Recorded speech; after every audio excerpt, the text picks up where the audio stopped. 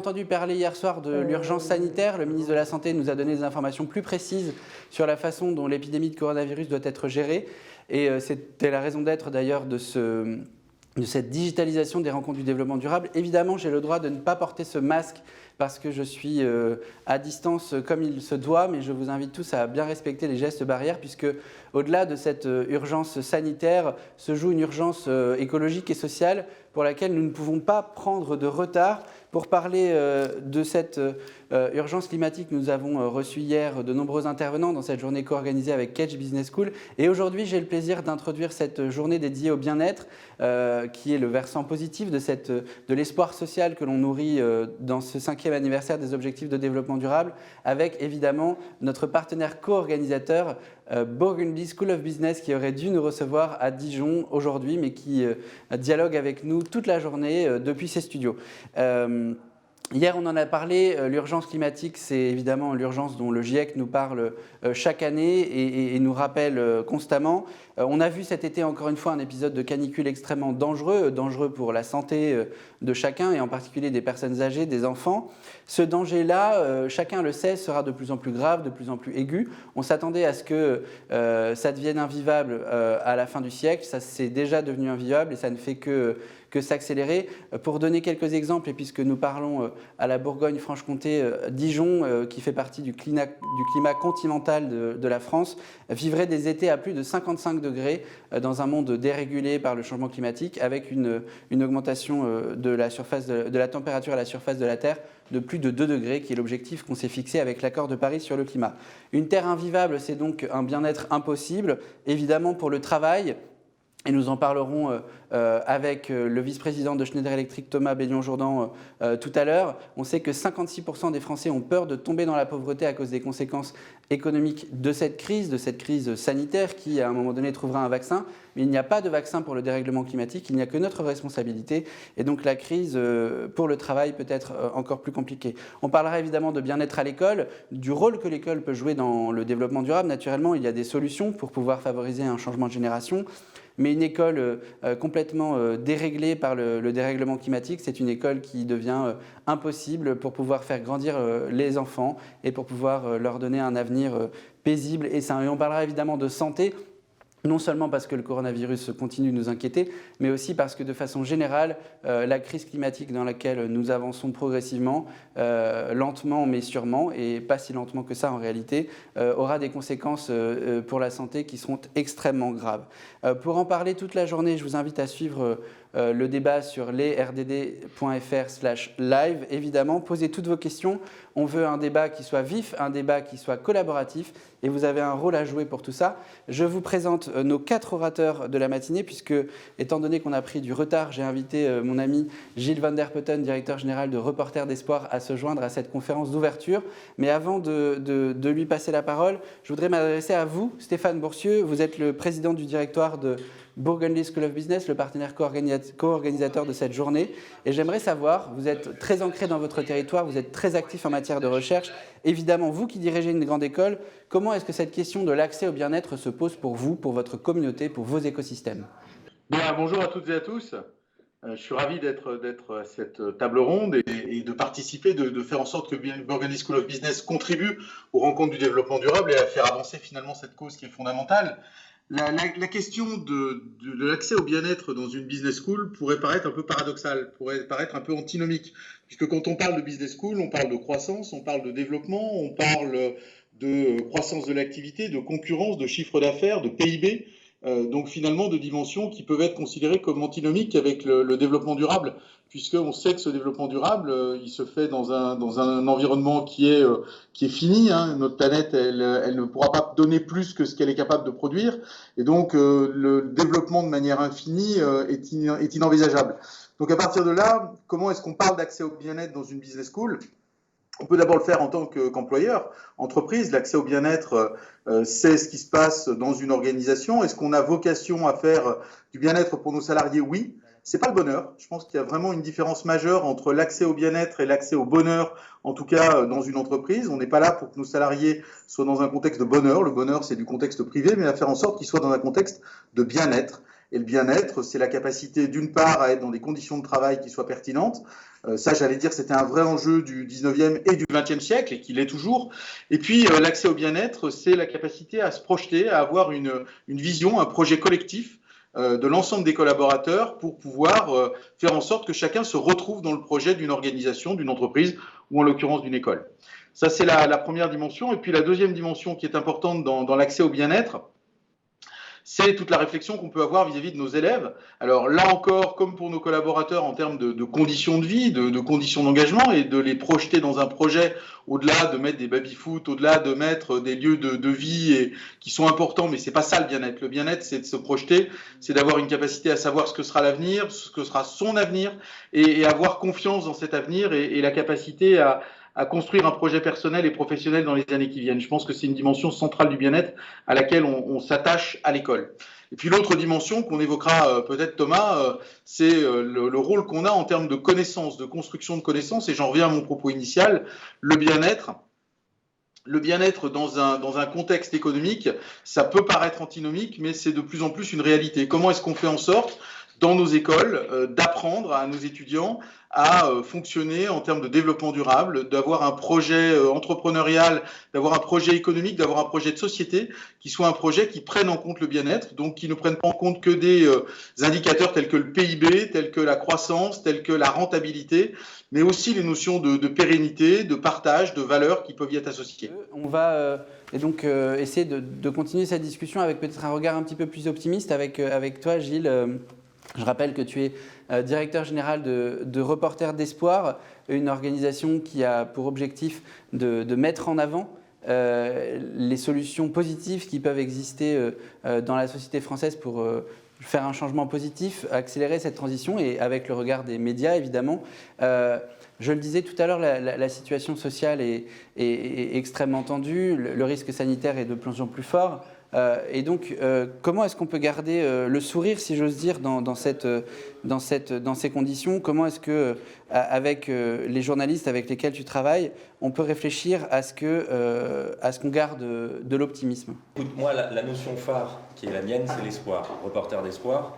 Et l'espoir, qu'est-ce que c'est? C'est l'inverse du tonitruant, c'est l'inverse du positivisme en même temps, c'est un entre-deux. C'est un opti-pessimisme. L'idée, c'est de voir la complexité du monde qui, heureusement, fort heureusement, ne se réduit pas à une litanie de mauvaises nouvelles, de catastrophes, de voitures qui brûlent dans les banlieues, mais c'est aussi des raisons de croire en l'avenir. Et cet espoir qui, comme disait Camus, avance sur ses pattes de colombe, donc il peut être porteur de paix, cet espoir, évidemment, il fait moins de bruit que l'arbre qui tombe. On dit la forêt qui pousse, les émergences derrière l'arbre qui tombe, proverbe africain, je crois. Et si tu veux, cet espoir, il faut qu'il s'incarne dans des choses très concrètes. Ce n'est pas simplement la méthode Coué, se dire que les choses vont s'améliorer et vont être positives demain. C'est de se dire, qu'est-ce qui, face aux grands problèmes que tu as décrits et que vous avez abordés depuis hier, qu'est-ce qui nous permet de penser que demain, on pourra résoudre ces problèmes à travers des exemples qui ont lieu aujourd'hui même. Donc je pourrais prendre plein d'exemples en France et dans le monde, mais pour prendre d'abord des ordres de grandeur, aujourd'hui on nous assène quotidiennement les chiffres, les nombres de victimes du virus. Je pense qu'il faut opposer d'autres ordres de grandeur à cela, parce que ça ne nous permet pas de nous projeter, c'est l'immédiat.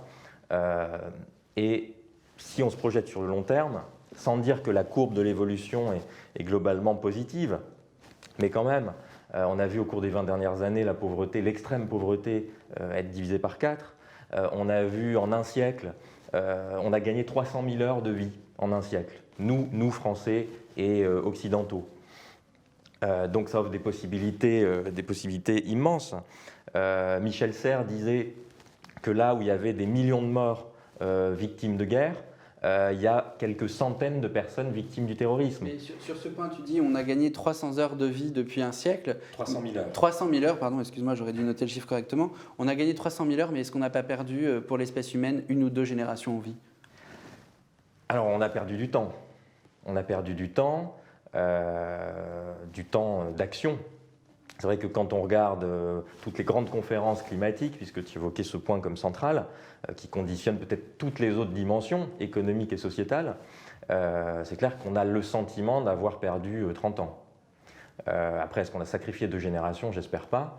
Mais on a perdu du temps. Donc, il faut que cet espoir il nous guide vers l'action, si tu veux. C'est pour ça que moi je pense, et c'est le sens du journalisme constructif que l'on porte, et que de plus en plus de médias portent avec nous, mais il y a du chemin quand même à parcourir. L'idée, c'est de donner à voir les actions concrètes et constructives.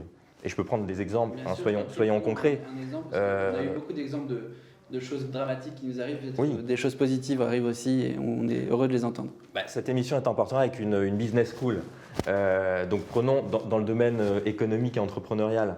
Moi j'ai vu des entreprises, Armor à Nantes par exemple, entreprise qui il y a 10-15 ans était connue pour les pneus brûlés devant l'usine, les grèves à répétition, l'insatisfaction sociale, etc. Un nouveau patron est arrivé, il a mis en place une politique sociale forte, il a reconverti l'outil de production en formant, c'était une aventure collective, en formant tous les salariés, en leur permettant de monter en compétences et de se reconvertir dans l'écologie industrielle. Aujourd'hui, ils font des encres végétales, là où ils faisaient des encres chimiques, et cette boîte est leader en Europe. Donc on a des pépites comme ça, je pourrais en citer d'autres. En 5 ans, on a fait émerger en France, il y a le groupe Prodways, qui est passé de 1 à 500 salariés, presque 500 salariés en 5 ans, sur la fabrication additive, donc l'impression 3D. Plutôt que de tailler dans un bloc de matière, on superpose des couches, donc on économise de la matière. Voilà des initiatives dans le monde entrepreneurial qui sont très positives, très constructives. Tu as raison, elles sont extrêmement positives, extrêmement importantes et les médias, certains médias parlent aussi de cette actualité qui change la donne, mais reprenons un des indicateurs antérieurs que tu évoquais, le fait qu'effectivement, avec les objectifs du millénaire pour le développement que portait Kofi Annan et les Nations Unies, on a effectivement réussi à progresser très largement à sortir une très grande partie de la population mondiale de la pauvreté.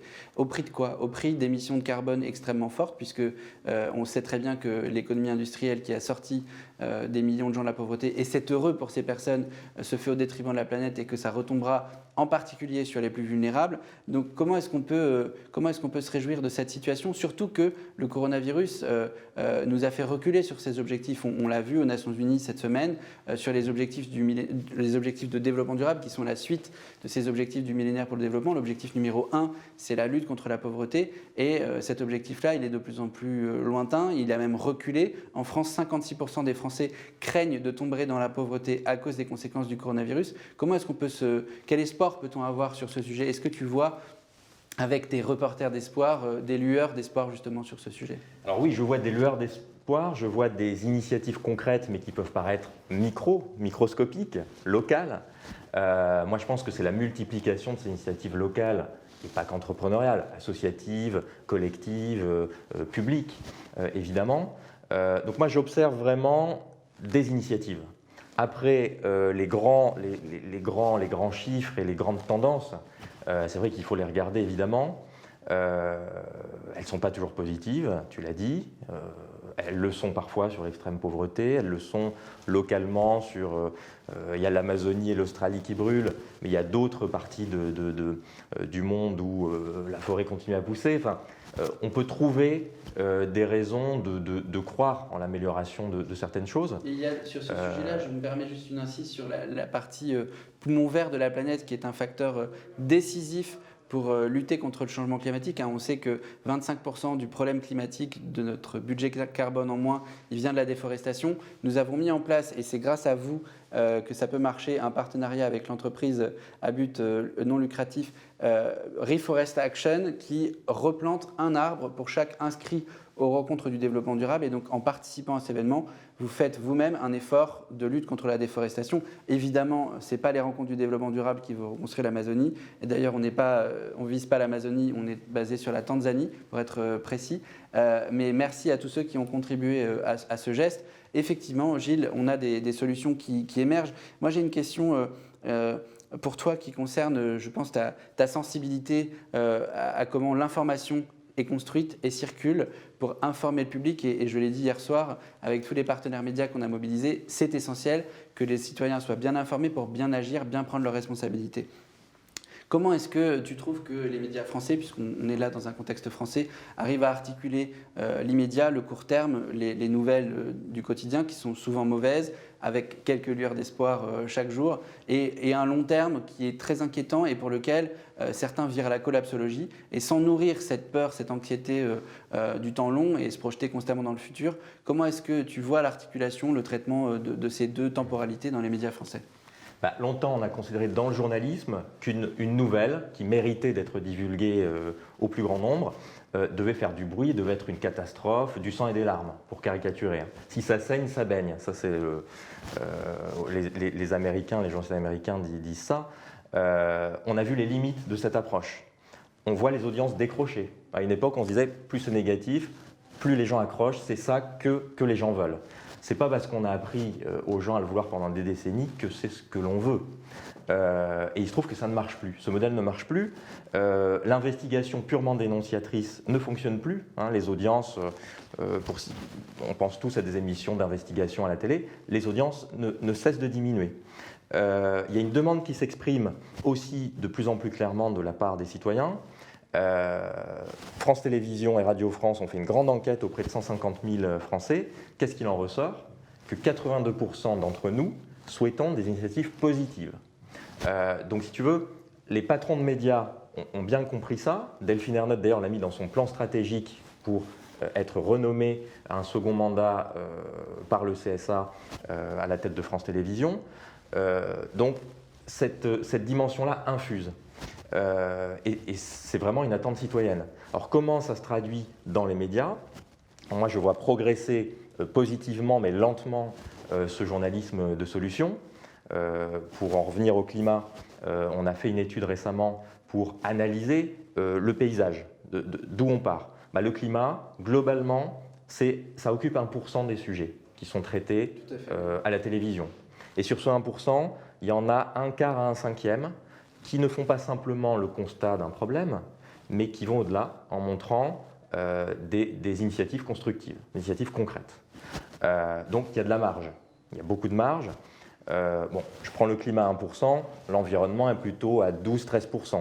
Donc l'environnement a énormément progressé. Il y a 10 ans, c'était 3-4% des contenus. Aujourd'hui, c'est 13-14%. Mais on est très loin des 72% des Français qui pensent qu'il faut déclarer l'urgence climatique, et on est très loin aussi des 66% de Français qui pensent qu'il faudrait mettre les objectifs de développement durable au cœur du plan de relance. On en est très loin. On en est loin. Un petit chemin à faire chez nos amis médias. Oui, il y a encore du boulot, mais il y a des réflexions sur des nouvelles manières de raconter, des nouvelles manières d'éditorialiser. Le tout étant de rester dans la vérité ou dans une relative objectivité, si tant est que ce soit possible, mais de décrire l'ampleur des problèmes sans être à 100% anxiogène. Je rappelle que tu es directeur général de Reporters d'Espoir et on a à peu près le même âge. On a commencé à faire nos armes à peu près à la même période avec cette volonté de transformer le monde. Je crois qu'il y a dans notre génération une attente qui est assez insoutenable, une forme d'exaspération même vis-à-vis du fait que la société ne bouge pas assez vite. On l'a vu dans une étude d'opinion qu'on a faite avec OpinionWay pour lancer ces rencontres du développement durable. Il y a un véritable fossé intergénérationnel qui est en train de se creuser, qui peut être conflictuel. Comment est-ce que, selon toi, et là je ne m'adresse pas forcément au DG de Reporters d'Espoir, mais aux citoyens de cette jeune génération, comment est-ce que, selon toi, est-ce qu'on peut essayer d'avancer plus vite sans briser la cohésion sociale qui est en jeu derrière tout ça? Ça, c'est un sujet, l'intergénérationnel, qui m'occupe depuis une dizaine d'années, puisque je me suis posé quand j'étais étudiant, il y a quand même 10 ans, en école de commerce. Je me suis dit, il y a des personnes qui ont traversé des périodes difficiles de l'histoire, qui ont fait preuve de résilience et qui illustrent cette dynamique de vie, cette tension entre problème-solution, difficulté, résilience. Et si tu veux, je suis parti, moi, en quête de témoignages. Et j'ai croisé la route d'un monsieur formidable qui s'appelait Stéphane Hessel, oui, qui a écrit ce petit livre « Indignez-vous », qui a été diffusé à 4 millions d'exemplaires, traduit en 35 langues. Et qui fait partie des fondateurs aussi des Nations Unies, de la Charte des Nations Unies. Il y avait Indignez-vous qui était un succès littéraire et puis il y avait un succès politique avant quand même. Alors voilà, il y a tout un parcours et une cohérence. Et effectivement, il était secrétaire de René Cassin, donc il prenait note de toutes les discussions avec Eleanor Roosevelt, avec Cassin et les autres. Donc il y a un parcours de vie, mais qui illustre alors je ne vais pas dire cet optimisme, mais un opti-pessimisme. Stéphane Hessel, c'était, on le disait, combattant des causes perdues, la Palestine et Israël, le changement climatique, etc. Enfin, tout un tas de sujets où on se dit qu'on n'arrivera jamais à les résoudre, et pourtant il faut y croire. Et je parlais de Stéphane Hessel parce que, pour moi, jusqu'à Greta Thunberg, c'était une des seules figures, des rares figures, autour desquelles on a pu faire communion, si j'ose dire, ou en tout cas où il y a eu des mouvements de jeunesse qui ont pu se fédérer et s'exprimer. À Madrid, tu avais 500 000 personnes à Barcelone, 500 000 personnes à Madrid. C'était des jeunes qui répondaient à l'appel d'un vieil homme de 92 ans. Donc moi, je suis très confiant de ce point de vue-là sur l'intergénérationnel. Je pense qu'on en fait un peu de manière un peu caricaturale parfois. Moi, ce que je vois de la jeunesse, je vois une envie d'agir, je vois un élan, un enthousiasme, une impatience. Et je vois du côté des sages et des personnes d'expérience tout un actif, tout un capital sans lequel on ne va pas aller très loin, si tu veux. C'est peut-être le prisme reporter d'espoir. Tu parles que des cas les plus intéressants, mais la génération de Stéphane Hessel, ce n'est pas que des leaders d'opinion mondiale qui sont capables de s'indigner, c'est aussi beaucoup de boomers qui veulent rien changer. C'est pour ça que Stéphane Hessel a émergé dans la masse, effectivement. C'est là où on a besoin de héros, on a besoin de quelques figures. Je pense que c'est très entraînant. Mais effectivement, ce n'est pas le reflet de la société dans son ensemble. Merci beaucoup Gilles d'avoir partagé ces intuitions et je pense aussi sincèrement ces lueurs d'espoir avec nous. Je pense qu'il y a énormément de jeunes qui se posent des questions, qui ont envie d'y voir plus clair évidemment sur l'information pour parfaitement comprendre, mais plus clair avec un peu de lumière dans cette obscurité qui se met devant nos yeux. On va continuer tout au long de cette journée ce travail avec Burgundy School of Business, dont je regrette absolument que le directeur général Stéphane Boursieux, extrêmement engagé sur le montage, la conception de ces rencontres du développement durable, n'ait pas pu partager plus que ces quelques mots avec nous. Je sais que ces étudiants sont mobilisés, que ces enseignants-chercheurs, et en particulier le docteur Alexandre Asselineau, ont fait un travail formidable pour pouvoir nous aider à concevoir ces rencontres et qui seront présents évidemment aujourd'hui dans cette journée co-organisée avec BSB, mais tout au long de la semaine jusqu'au 29 septembre. Merci à vous. Je regrette aussi que la région malheureusement n'ait pas pu être présente. Je pense qu'on va trouver une solution pour vous ramener à bord d'ici la fin de la journée, en espérant qu'il ne s'agisse pas d'installer la fibre dans des départements trop lointains pour moi. Je n'ai pas le bras assez long malheureusement. Mais tout au long de la journée, nous allons continuer ces réflexions en parlant évidemment de santé, c'est essentiel, en parlant d'éducation, puisque l'éducation peut tout, même faire danser les ours, comme disait le philosophe Helvétius. Éduquer au développement durable, c'est certain. Éveiller des vocations pour agir rapidement et éventuellement passer des lueurs d'espoir à des vraies flammes qui nous portent, qui nous guident. Et on parlera enfin, c'est certain, d'habitat, de logement, d'une ville durable, puisque chacun sait, 75% des émissions de gaz à effet de serre sont produites en ville.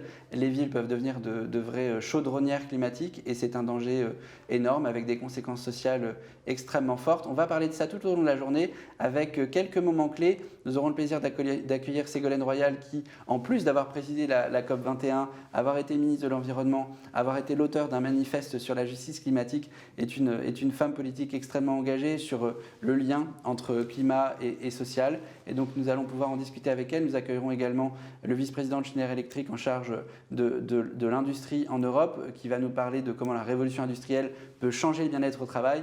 Et nous terminerons cette journée avec le directeur général adjoint de l'OIT, M. Oumarou, pour parler de la façon dont cette organisation mondiale, cette organisation internationale, voit l'évolution du bien-être au travail, la façon dont le coronavirus, évidemment, mais pas seulement, transforme le quotidien des Français, naturellement, et plus largement de leurs concitoyens du monde, et en essayant d'espérer que cette crise climatique qui s'annonce devant nous, qui est aussi une crise de la biodiversité, ne chamboule pas toute la protection sociale qu'on a pu mettre en place petit à petit. Merci à tous, on se retrouve dans 10 minutes pour la première table ronde des rencontres du développement durable, 3e journée, co-organisée cette fois-ci avec Burgundy School of Business. Merci à tous et à très vite.